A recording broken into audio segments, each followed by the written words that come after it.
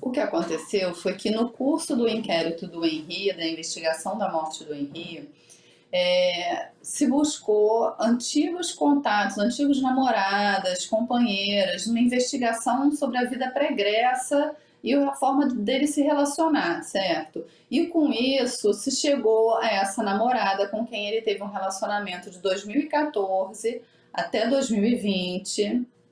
E no depoimento dela, nos autos da investigação da morte do Henri, ela ela deixou claro que ela vinha sofrendo violência, assim como o filho já tinha sido abusado, não sexualmente, né? Já tinha sofrido violência por parte do Jairo. Depois do caso, de se tomar conhecimento das violências que ela tinha sofrido, houve um desdobramento para apurar as lesões e violências que o Enzo, a outra vítima, né, havia sofrido, e com isso também houve outro desdobramento para se apurar as lesões que a própria companheira havia sofrido. E nesses depoimentos todos, junto com depoimentos testemunhais, laudos, chegou-se à conclusão que ela vinha sofrendo de longa data uma violência psicológica, dano emocional claro, ela sequer se entendia como vítima numa situação de abuso, certo? E nesses depoimentos todos a gente conseguiu identificar algumas violências físicas que ainda não haviam prescrito e que a gente tinha evidência suficiente para deduzir uma acusação em juízo. Tem um caso de violência física que aconteceu aqui na Barra da Tijuca, quando ele chutou o pé dela, chegou a quebrar o pé dela, ela precisou ficar imobilizada. Tem violência física no apartamento dele em Jacarepaguá, onde eles se encontravam com frequência, eles conviviam nesse apartamento. Além de outras situações de violência em que ele foi até a casa da mãe dela, ou em situação de lazer, em que ela viajava com eles com frequência iam para uma casa em Mangaratiba, na Costa Verde, aqui do Rio, né?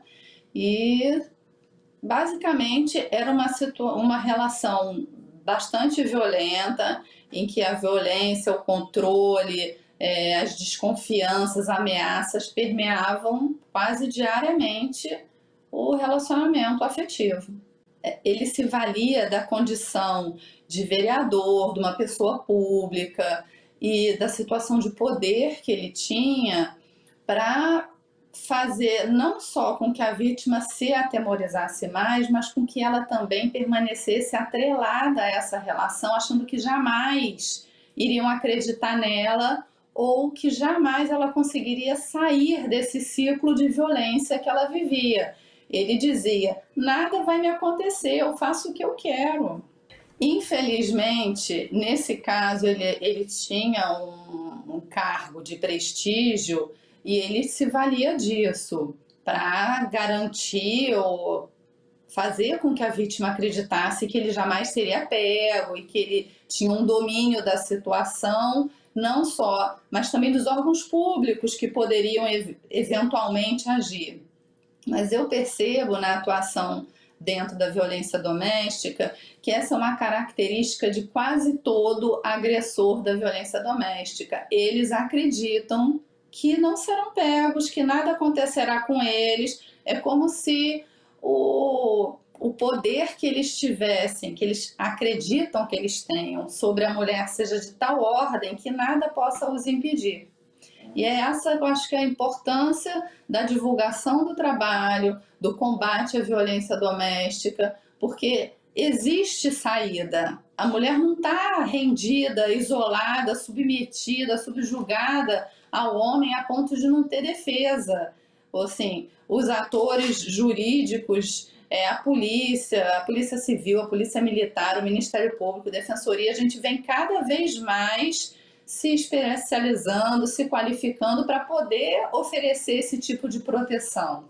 Então, após o caso do Henri vir a público, o filho da vítima comentou: mãe, você sabia o que ele fazia comigo? E ela não. E aí o filho, que hoje tem acho que 9 anos, falou: ele fez isso, isso, isso, isso. E ela só tinha de ciência um dia que, após o Jairinho solicitar inúmeras vezes: eu quero sair sozinho com seu filho, eu quero estabelecer uma relação de amizade, eu quero me aproximar dele, e ela sempre negando: não, ele é pequeno, ele ainda não é hora disso. Ela mesma disse: eu não compreendia. E em uma determinada oportunidade, ele falou: por favor, é uma casa de festa de criança, eu não posso levar meu filho, eu quero levar uma criança, deixa eu levar seu filho. E aí ele buscou a criança e em 15 minutos ele devolveu a criança com o fêmur fraturado. Ele disse que a criança caiu do carro ao sair do carro para a festa. Assim, é uma situação grotesca, que não foi o caso que eu peguei. Esse caso foi denunciado pelo Dr. Marcos Caque. Assim, ele basicamente pegou a criança para agredir a criança, né? Mas essa foi a única vez que ela soube do menino, sabia até então, era a única oportunidade que ela sabia até então, que o menino havia se machucado quando na presença do Jairo.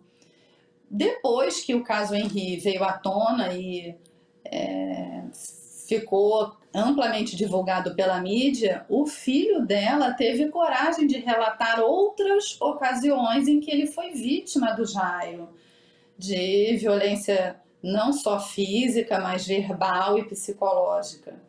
E eu acho que, ao ver o filho relatando aquelas agressões todas, ela também, como vítima, se sentiu na obrigação de se colocar: não, eu também era vítima, né?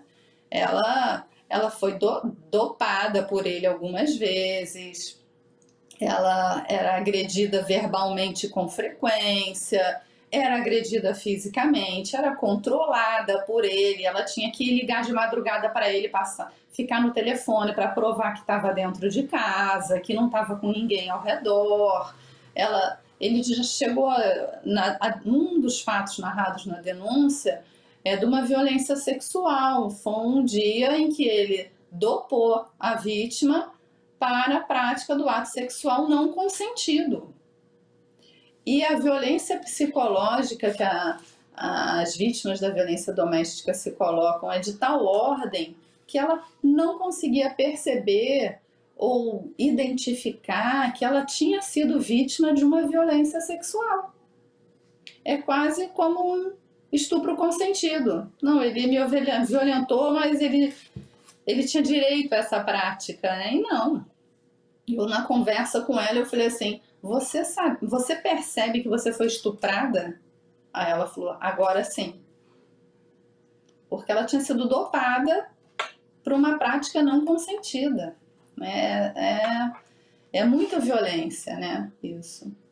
Então, o Ministério Público, a Promotoria de Violência Doméstica, tomou conhecimento dessas agressões e desses crimes através do inquérito que apurou a morte do Henri. E foi um inquérito que teve um trabalho maravilhoso. A polícia foi assim sensacional, a Polícia Civil, e desdobrou para mais 2 investigações. Outra criança que havia sido vítima e ela, né, a mãe dessa criança. E o que aconteceu? Foram ouvidas várias testemunhas, a moça prestou declaração tanto na Delegacia de Homicídios quanto na DECAV. Foi feito uma investigação profunda sobre as vítimas infantis, mas a mulher acabou que a investigação ficou meio deixada de lado. Chegou para a gente, para o Ministério Público, com cópias de uma instalação feita apenas com base em cópias, sem uma oitiva individualizada, sem aquele olhar mesmo de gênero, né, para aquela situação. E eu considero isso uma situação emblemática de como a violência contra a mulher, até nessa hora, ela é deixada em segundo plano pela sociedade, né? A gente teve que ouvir todo mundo de novo, juntar testemunhos, buscar evidências que existiam e não tinham sido carreadas aos autos, entendeu? Os núcleos de investigação do Ministério Público se dividem por atribuição e por área territorial, né? Além das promotorias especializadas.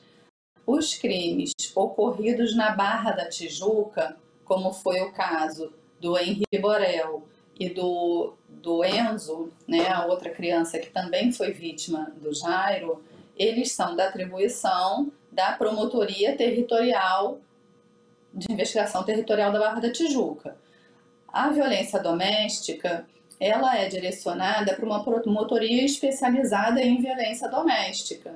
Como no caso, os crimes aconteceram na Barra da Tijuca, em Jacarepaguá, em alguns outros lugares, ela foi direcionada para a minha promotoria, que é uma promotoria especializada. Não se leva em consideração apenas o local do crime, mas a especialização do fato típico apurado.